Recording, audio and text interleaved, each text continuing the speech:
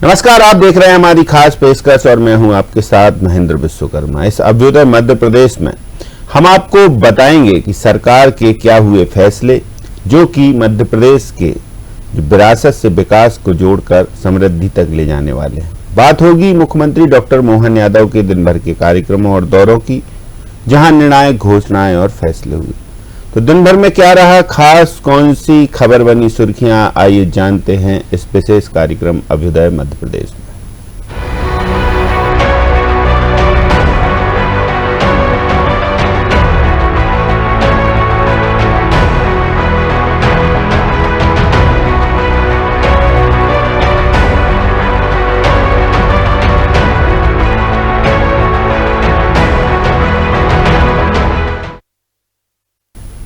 मुख्यमंत्री डॉक्टर मोहन यादव शनिवार को विदिशा जिले के शमशाबाद पहुंचे, जहां कृषक हितग्राही सम्मेलन को उन्होंने संबोधित किया और शमशाबाद का नाम बदलकर सूर्यनगर करने की घोषणा भी की। यहां मुख्यमंत्री ने क्षेत्र विकास को 163 करोड़ राशि के विभिन्न कार्यों की सौगातें भी दी। क्षेत्रीय जनता ने सीएम का बड़े गर्मजोशी से स्वागत सत्कार किया। मुख्यमंत्री ने यहाँ रोड शो भी किया। देखते हैं इस विशेष रिपोर्ट में। शमशाबाद में कृषक हितग्राही सम्मेलन में शामिल होने पहुंचे मुख्यमंत्री डॉक्टर मोहन यादव ने उनके ऐतिहासिक स्वागत के लिए क्षेत्रवासियों का धन्यवाद ज्ञापित किया। यहां मुख्यमंत्री बोले, जितना पुराना उज्जैन का इतिहास उतना ही पुराना शमशाबाद का इतिहास है। यह भगवान सूर्य की नगरी है। सीएम ने भावांतर योजना के फायदे किसानों को गिनाए तो सोयाबीन के साथ अब सरसों पर भी भावांतर मिलेगा, यह बात भी कही। उड़द पर 600 रुपए बोनस अब हम देंगे, यह भी सीएम ने कहा। कांग्रेस ने तो 55 साल में 500 रुपए अनाज खरीदी नहीं की। हमारी सरकार अभी 2700 से ज्यादा रुपए करने वाले हैं। गौ माता के लिए गौशाला बनाने, सरकार की कामधेनु योजना का लाभ लेने किसानों को प्रोत्साहित करने का काम भी मुख्यमंत्री ने मंच से किया। मुख्यमंत्री ने सांदीपनी विद्यालय टॉपर छात्रों को स्कूटी देने, लैपटॉप देने का काम सरकार कर रही है, यह बात भी कही। लेकिन कांग्रेसी कंजूस निकले, इनकी आत्मा नहीं तरसी। ये किसानों के साथ अन्याय करते रहिए। नदियों में पानी बहता रहा, छिपरा से निकल के चंबल, चंबल से यमुना, यमुना से गंगा, गंगा से गंगा सागर होते अरब सागर तक चला गया, लेकिन खेतों में पानी कांग्रेस ने नहीं दिया। मुझे खुशी है इस बात की, हमारी सरकार ने 2 साल में 10 लाख हेक्टेयर से ज्यादा तो अभी कर दिया। ये हमारी सरकार का काम करने का तरीका। और 20 साल का मिला है तो आज 55 लाख हेक्टेयर सिंचाई का रकबा हुआ, और 55 लाख सिंचाई का रकबा आने वाले पूरे 5 साल की सरकार चलेगी 100 लाख हेक्टेयर तक होगा। 100 लाख हेक्टेयर तक। यह हमारी सरकार के काम करने का तरीका है। मुख्यमंत्री ने शमशाबाद में घोषणाओं की झड़ी लगा दी तो शमशाबाद का नाम सूर्यनगर करने की भी घोषणा की। गौशाला में गाय रखने के प्रति गौमाता 40 रुपए रोज देने का ऐलान भी सीएम ने किया। नगर परिषद शमशाबाद को 3 करोड़ रुपए विकास के लिए देने की घोषणा। संजय सागर और सगर सिंचाई परियोजनाओं की मंजूरी भी मुख्यमंत्री ने दी। इस जिले ने तो इतना दिया है, सच में ये हमारा जिला तो अद्भुत है। जब मैं आपसे बात करने आया तो किसानों के लिए बहुत सारी बातें आप अंदाज लगा लो। सोयाबीन का हो, गेहूं का हो, और सोयाबीन के लिए तो पहली बार भावांतर योजना से घर बैठे आपको राशि दी गई। आपको बधाई देता हूं, यह हमारी सरकार का काम करने का तरीका है। 1,500 करोड़ से ज्यादा की राशि हमने अपने किसानों को समर्पित की, यह हमारा उनके प्रति भाव है। और अब आगे बढ़ करके अभी हमने फिर घोषणा की है, सरसों के ऊपर भी भावांतर योजना का लाभ दिया जाएगा। जोरदार अभिनंदन करें। और जो उड़द लगाएगा, उड़द के ऊपर भी 600 रुपया कुंटल का बोनस उड़द में भी दिया जाएगा। ये हमारी अपनी सरकार की नीति। पूरे प्रदेश के अंदर हम इतनी प्रकार की गौशाला बना रहे हैं। 5,000 से ऊपर 10,000, 20,000, 50,000 तक भी गौमाता रहेगी। प्रत्येक गौमाता को रखने की जवाबदारी सरकार ले रही है। सरकार, यह हमारी सरकार का निर्णय। गौमाता के माध्यम से दूध उत्पादन भी हम बढ़ाना चाहते हैं, प्राकृतिक खेती भी बढ़ाना चाहते हैं, प्राकृतिक खेती के माध्यम से मध्य प्रदेश देश में नंबर 1 का राज्य है, इसको और आगे बढ़ा रहे हैं और कई प्रकार की योजना है। अब तो सांदीपनि विद्यालय ये हमारी सरकार की योजना है। ऐसे में हम घर घर कृष्ण सुदामा की दोस्ती को बढ़ाना चाहते हैं, इसलिए सांदीपनि विद्यालय बना रहे हैं। जोरदार अभिनंदन करें अपने इस पवित्र भाव के लिए। फिर आपने कहा एक बात और रह गई, सूर्यनगर की घोषणा। आप नगर पालिका जिला पंचायत से अगर प्रस्ताव भिजवाओगे तो ये सूर्यनगर बनाने की हमारे द्वारा रिकमेंड करके घोषणा करते हैं। ये भविष्य में शमशाबाद आपकी डिमांड के बलबूते पर सूर्यनगर बनाया जाएगा। मुख्यमंत्री ने अपने संबोधन में कांग्रेस की सरकारों पर जमकर निशाना साधा और कहा कि कांग्रेस सरकारों के समय किसान बदहाल रहा, किसानों को बिजली नहीं दी जाती थी, अनाज भी 400 रुपए क्विंटल ही बिकता था। हम आज 2600 रुपए क्विंटल खरीद रहे हैं। कांग्रेस ने किसानों को पानी नहीं दिया, हमारी सरकार ने सिंचाई का रकबा बढ़ाया, केवल 2 साल में 10 लाख हेक्टेयर बढ़ाया। भाजपा सरकारों में सिंचाई का रकबा 55 लाख हेक्टेयर मध्य प्रदेश में हुआ। किसान सम्मान निधि की बात भी मुख्यमंत्री ने दोहराई। मुख्यमंत्री ने कहा कि सीमा पर जवान और खेत पर किसान हमारी सरकारों की प्राथमिकता है। जैसे हम भगवान का जयकारा बोलते हैं, विरोधियों को तकलीफ होती है। मुख्यमंत्री ने यहाँ यह भी कहा कि पीएम मोदी के नेतृत्व में देश सुरक्षित है, सीमाएं सुरक्षित हैं। कांग्रेस के जमाने में कितने आतंकी हमले हुए, लेकिन अब हम दुश्मन को घर में घुसकर मारते हैं। किसान सूर्य से आंख में आग डाल करके खून को पसीना बना करके खेतों को हरा भरा करता है। सीमा पे जवान जान की बाजी लगा करके सीमा की रक्षा करता है। मुझे इस बात की खुशी है, आज के समय में मोदी जी के नेतृत्व में देश भी सुरक्षित और देश की सीमाएं भी सुरक्षित। जोरदार अभिनंदन करें। कुल मिलाकर शमशाबाद पहुंचे सीएम ने क्षेत्रवासियों की सालों से लंबित मांग मानी और शमशाबाद को सूर्यनगर करने की घोषणा की, तो विकास की कई सौगातें भी दी और कांग्रेस पर खूब निशाना भी साधा। क्षेत्रवासियों ने मुख्यमंत्री का हृदय से आभार माना। मुख्यमंत्री डॉक्टर मोहन यादव ने क्वींस ऑन द व्हील्स के तीसरे संस्करण की शुरुआत की। प्रदेश के समृद्ध और ऐतिहासिक पर्यटन स्थलों को देश और दुनिया में प्रचारित करने के उद्देश्य से 25 महिला सुपर बाइकर को सीएम ने हरी झंडी दिखाकर रवाना किया। क्वींस ऑफ द व्हील्स के पिछले 2 संस्करणों की सफलता के बाद महिला सशक्तिकरण, स्वतंत्रता और विरासत का यह 7 दिवसीय आयोजन भोपाल से खजुराहो तक लगभग 1400 किलोमीटर लंबी बाइक ट्रेल को पूरा करेगा। इस पूरी जो क्वींस में जो शामिल रहीं वो कई राज्यों की महिलाएं शामिल रहीं और 13 मार्च को इसका समापन होगा। देखें इस रिपोर्ट में।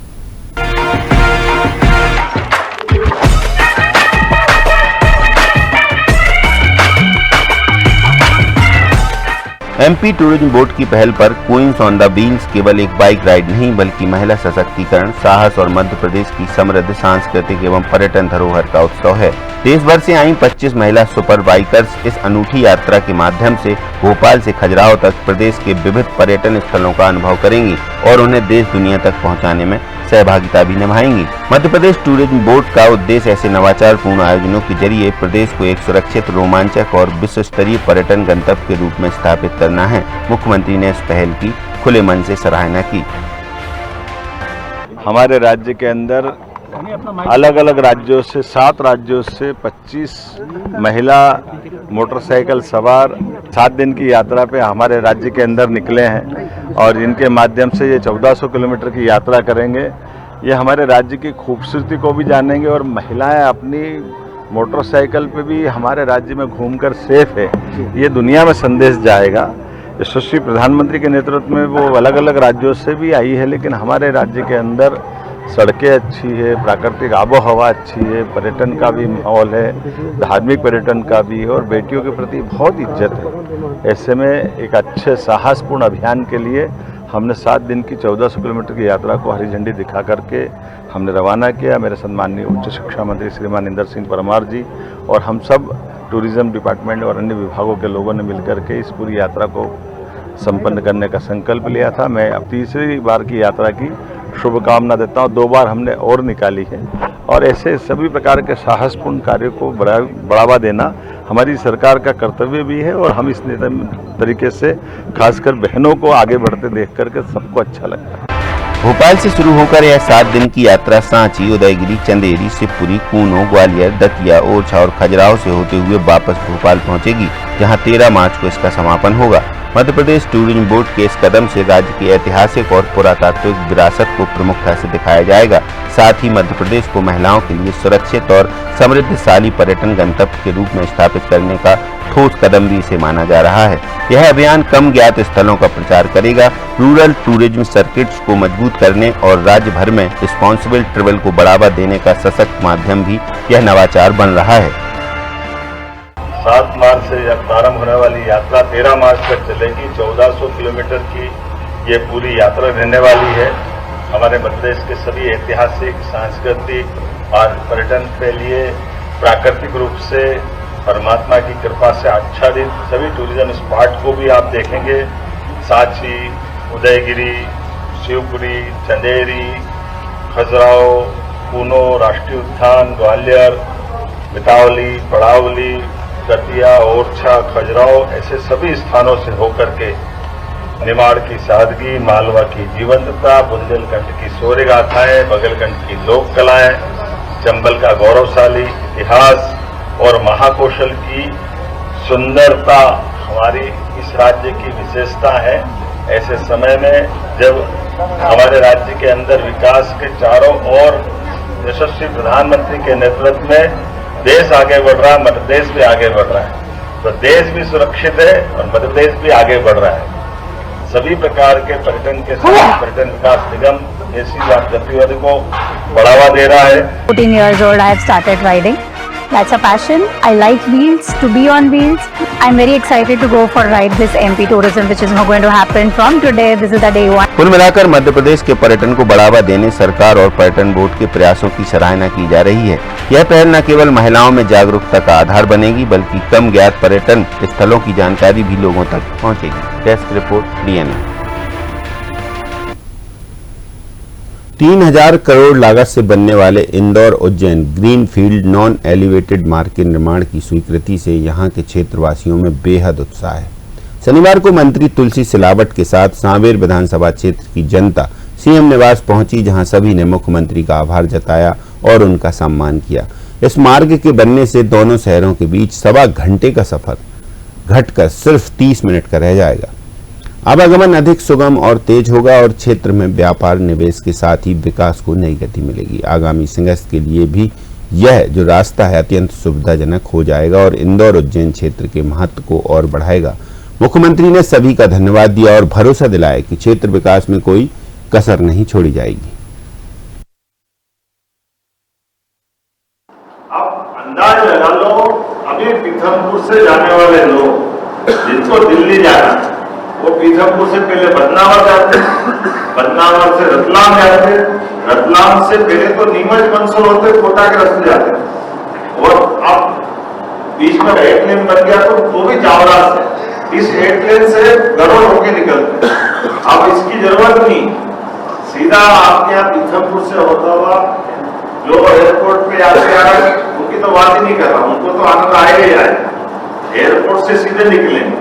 लेकिन ये पूरा यातायात की दृष्टि से होता हुआ आगे जाने का रास्ता, मेन रास्ता जो बने ये 6 लेन उधर बन रहा है, लेकिन 6 लेन से भी ज्यादा चलने वाला कोई रोड रहेगा तो ये रोड रहने वाला जो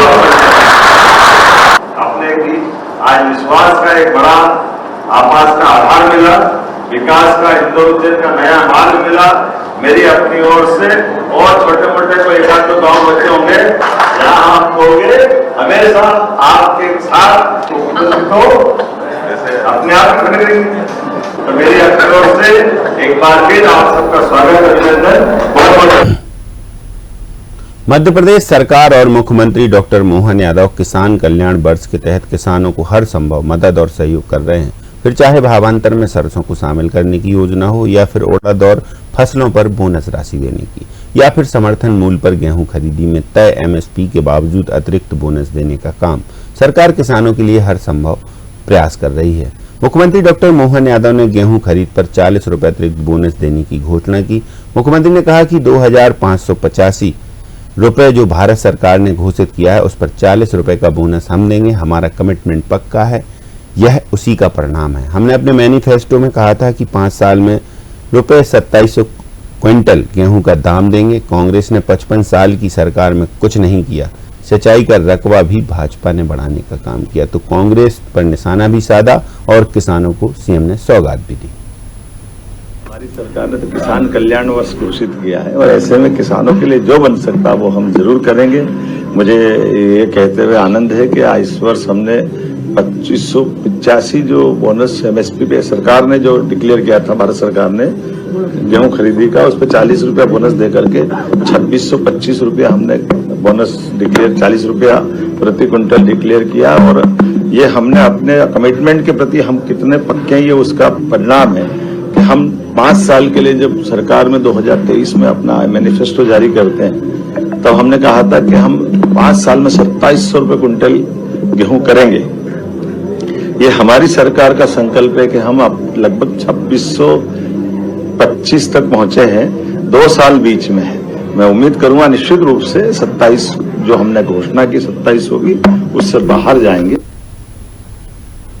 मध्य प्रदेश सरकार खेल प्रतिभाओं को निखारने, बेहतर सुविधाएं देने का काम कर रही है। इसी कड़ी में बाबा महाकाल की नगरी उज्जैन को 49 करोड़ की लागत से निर्मित इंटरनेशनल सिंथेटिक हॉकी टर्फ की सौगात मिली। मुख्यमंत्री डॉक्टर मोहन यादव ने एक कार्यक्रम में यह सौगात खिलाड़ियों को दी। खिलाड़ियों और सांसद अनिल फिरोजिया ने सीएम का आभार भी माना। कार्यक्रम को संबोधित करते हुए मुख्यमंत्री ने कहा कि एक दौर था कि उज्जैन में खिलाड़ियों को सुविधाओं का बेहद अभाव था, लेकिन अब समय बदला और प्रदेश में उज्जैन में खिलाड़ियों के लिए प्रदेश स्तरीय सुविधाएं देने का काम किया। सीएम ने हॉकी खेल संस्मरण भी सुनाया और कहा कि प्रदेश और उज्जैन में भावी पीढ़ी के लिए हर संभव व्यवस्था देने का काम किया जाएगा। सीएम ने कहा कि भविष्य में उज्जैन में कॉमनवेल्थ के इंटरनेशनल मैच भी हों, इसका प्रयास होगा। बाबा महाकाल और गोपाल कृष्ण की इच्छा के बलबूते पे उज्जैन को पर्याप्त आशीर्वाद मिल रहा है। आनंद आया, जोरदार अभियान। एक तरह से वर्तमान के इस दौर के लिए कहा हमारे उज्जैन के अंदर दौड़ने की प्रतियोगिता कराओ तो डामर रोड पे दुड़वा करके प्रतियोगिता कराना पड़ती थी। जब अपनी सरकार के साथ टूरिज्म में आने के पहले मैं उज्जैन विकास प्राधिकरण का अध्यक्ष था। साध्वी उमा भारती जी के समय पहली बार पैसे लेके आए थे, महानंदा नगर का पूरा स्पोर्ट्स एरिना बनाया और आज वो श्री गुरुजी खेल प्रसाल के नाम पर वो भी अच्छा बना। जोरदार अभिनंदन उस बात के लिए भी। अब ये स्टेडियम देख के ऐसा लगता है अपन इस देश में है कि विदेश में है। ये आनंद आ रहा देख देख। अपने प्रदेश के अंदर वो सारी सौगात देने का क्रम जारी है जिसकी दरकार प्रदेश को वर्षों से थी। मैं एसोसिएशन को बधाई देना चाहता हूं, हमारे हॉकी एसोसिएशन को, और हॉकी क्यों एथलेटिक्स के एसोसिएशन को भी बधाई देना चाहते हैं। ये बैडमिंटन, टेबल टेनिस, हर प्रकार के गेम के लिए अब उज्जैन वो सब करने को तैयार है और प्रदेश भी। मुझे इस बात की खुशी है, ये सिंथेटिक का ट्रैक जब बनेगा, न केवल एथलेटिक्स ट्रैक बनेगा, वो ग्राउंड एस्ट्रोटर्फ बनेगा, बल्कि एस्ट्रोटर्फ के बलबूते पर पेवेलियन वगैरह सब व्यवस्थित होने वाली। वो नॉर्म्स भी अंतर्राष्ट्रीय स्तर के रहेंगे, कोई कमी तो नहीं रहने वाली है। देखना भाई, स्पोर्ट्स डिपार्टमेंट के आप 2 अधिकारी हो, जान करके बता देना सही से, अनजाने मत बनना, नहीं तो ये हमारे लिए सबके लिए साख का सवाल है। हमारा प्रयास रहेगा 2030 के कॉमनवेल्थ में अंतर्राष्ट्रीय स्तर के मैच भी यहां हो हमारे सबके बीच में। जब पहली बार अपने बीच कॉमनवेल्थ के गेम होंगे तो हम चाहेंगे कि हॉकी का मैच यहां हो, जिम्नास्टिक के कार्यक्रम यहां हो, और जो जो खेल हो सकते हैं वो सब होना चाहिए। मुख्यमंत्री डॉक्टर मोहन यादव ने यहां यह भी जानकारी दी कि 1974 से यहां इस व्यवस्था को पाने संघर्ष किया और आज सुखद परिणाम सामने है। प्रदेश में विभिन्न खेलों की 11 अकेडमी संचालित हैं। आने वाले समय में उज्जैन के खिलाड़ियों को और भी सुविधाएं देने का काम किया जाएगा। 50 साल पहले से रिजर्व था, लेकिन धीरे धीरे करके सभी प्रकार के खेलों के साथ खेलों का ये स्तर भी सुधारेगा, खिलाड़ियों को सुविधा भी देगा और भविष्य में अंतर्राष्ट्रीय मुकाबलों के लिए उज्जैन में ये जगह उपलब्ध होगी। हमारी प्रदेश सरकार खेल को पूरे प्रदेश में लगातार बढ़ावा दे रही है। यही कारण है कि हमारे खिलाड़ी न केवल देश में, प्रदेश में, बल्कि विदेश में भी सभी प्रकार के एशिया और ओलंपिक तक अपने पदक हासिल कर रहे हैं। उम्मीद करेंगे ये क्रम जारी रहेगा। तो कुल मिलाकर यह विशेष सौगात पाकर उज्जैन के खिलाड़ी बेहद खुश नजर आए और उन्होंने मुख्यमंत्री डॉक्टर मोहन यादव का धन्यवाद दिया। Desk report DNN। 19 मार्च से शुरू हो रहे जल गंगा संवर्धन के राज्य स्तरीय अभियान को लेकर सरकार बेहद संवेदनशील है और कार्य योजना बना रही है। मुख्यमंत्री डॉक्टर मोहन यादव ने मंत्रालय में जल गंगा संवर्धन अभियान के संबंध में एक विशेष बैठक भी ली। बैठक में अपर मुख्य सचिव डॉक्टर राजेश राजौरा, अशोक बर्णवाल, संजय दुबे, नीरज मंडलोई, दीपाली रस्तोगी, शिवशेखर शुक्ला सहित कई अधिकारी उपस्थित रहे। इस बैठक में सभी जिलों के कलेक्टर्स वर्चुअली जुड़े। बैठक में वर्ष 2025 के जल गंगा संवर्धन अभियान की प्रमुख उपलब्धियों और वर्ष 2026 की कार्य योजना पर विस्तार से चर्चा हुई और मुख्यमंत्री ने आगामी दिशा निर्देश भी दिए।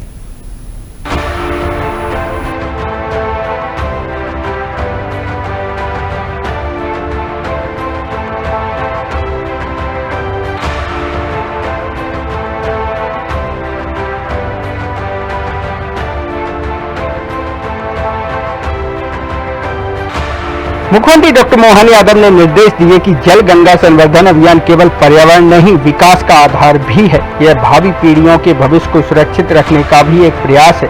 अभियान के तहत संचालित हर गतिविधि में राज्य से ग्राम स्तर तक जन भागीदारी को प्रोत्साहित करना जरूरी है। भूजल स्रोतों के दोहन से गिरते भूजल स्तर, प्राचीन जल संग्रहण संरचनाओं के क्षरण और नदियों के कम होते प्रभाव का प्रभाव सभी पर पड़ रहा है। इसमें सुधार के लिए भी सभी को मिलकर प्रयास करना होगा। वर्ष 2026 के अभियान में भी हमें जन जन की भागीदारी सुनिश्चित करते हुए अभियान को प्रभावी और परिणाममूलक बनाना है। मुख्यमंत्री डॉक्टर मोहन यादव ने जल संरचनाओं के जल ग्रहण क्षेत्र पर अतिक्रमण करने वालों के विरुद्ध कठोर कार्रवाई करने के निर्देश भी दिए। सीएम ने अधिकारियों से कहा कि ऐसी गतिविधियों पर सतत रूप से निगरानी रखने की आवश्यकता है। प्रदेश से निकलने वाली नदियों के उद्गम स्थलों को व्यवस्थित रूप से विकसित किया जाएगा और उनके आसपास पौधारोपण करने पर भी जोर दिया जाएगा। ग्रामीण और शहरी क्षेत्र में व्यक्तिगत पहल और सामुदायिक सहभागिता से प्याऊ लगाने की व्यवस्था को प्रोत्साहित करने, प्लास्टिक की बोतल के उपयोग को समाप्त करने की दिशा में काम करने की मंशा जताई। 19 मार्च से शुरू होगा जल गंगा संवर्धन राज्य स्तरीय अभियान। 23 से 24 मई तक भोपाल में अंतर्राष्ट्रीय जल सम्मेलन होगा। 25 से 26 मई तक क्षिप्रा परिक्रमा का किया जाएगा आयोजन। 26 मई गंगा दशहरा पर क्षिप्रा तट उज्जैन में महादेव नदी कथा। 30 मई से 7 जून तक भारत भवन में सदा नीरा समागम होगा। प्रदेश की कृषि भूमि के सैटेलाइट मैपिंग का लोकार्पण भी होगा। प्रभारी मंत्री जिलों पर करेंगे जल गंगा संवर्धन अभियान का नेतृत्व। सांसद, विधायक, पंचायत और नगरीय निकाय प्रतिनिधि रहेंगे सक्रिय। स्वयंसेवी संस्थाओं और CSR संगठनों को भी जोड़ने का काम होगा। जिला कलेक्टर नोडल अधिकारी के बतौर करेंगे कार्यों की मॉनिटरिंग। पंचायत एवं ग्रामीण विकास नगरीय प्रशासन नोडल विभाग होगा। राजस्व, जल संसाधन, औद्यानिक PHC विभाग की होगी सहभागिता। नर्मदा घाटी विकास वन जन अभियान परिषद की भी रहेगी सक्रियता। उद्योग एवं MSME, पर्यावरण, महिला बाल विकास सक्रिय रहेंगे। संस्कृत, स्कूल शिक्षा और कृषि विभाग भी अहम सहभागिता करेंगे। नदी, तालाब, बावड़ी का संवर्धन, नालों की सफाई, पौधारोपण भी होगा। पंचायत एवं ग्रामीण विकास की विभाग प्रधानमंत्री कृषि सिंचाई योजना वाटरशेड विकास 2.0 के तहत जल संरक्षण और संवर्धन के 170 करोड़ रुपए से 2200 कार्यों का क्रियान्वयन करेगा। यहाँ बता दें कि वर्ष 2025 में आरंभ 2500 करोड़ रुपए की लागत के 86,360 खेत तालाब और 553 अमृत सरोवर के कार्यों को पूर्ण किया जाएगा। अभियान के दौरान मां नर्मदा परिक्रमा पथ, गंगोत्री हरित परियोजना और एक बगिया मां के नाम परियोजना की गतिविधि भी संचालित की जाएगी। तो बेतवा, क्षिप्रा और गंभीर नदियों की पुनरुत्थान की योजना भी तैयार होगी। युवाओं की भागीदारी के लिए उन्हें अमृत मित्र बनाकर माय भारत पोर्टल पर पंजीयन कराया जाएगा। अभियान में 4130 रेन वाटर हार्वेस्टिंग प्रणाली स्थापित करने का लक्ष्य है। नदियों में मिलने वाले 20 नालों की शोधन प्रक्रिया का क्रियान्वयन भी होगा। तो कुल मिलाकर सीएम डॉक्टर मोहन यादव की साफ मंशा है कि जल है तो कल है, और इसी उद्देश्य को लेकर वे मध्य प्रदेश में जल संरक्षण की दिशा में जुटे हुए हैं और इस अभियान में सरकार के साथ जन सामान की भागीदारी और जिम्मेदारी भी वे सुनिश्चित करना चाहते हैं। Desk report TNN। तो इस खास पेशकश में इतना ही। मुझे दीजिए इजाजत। नमस्कार।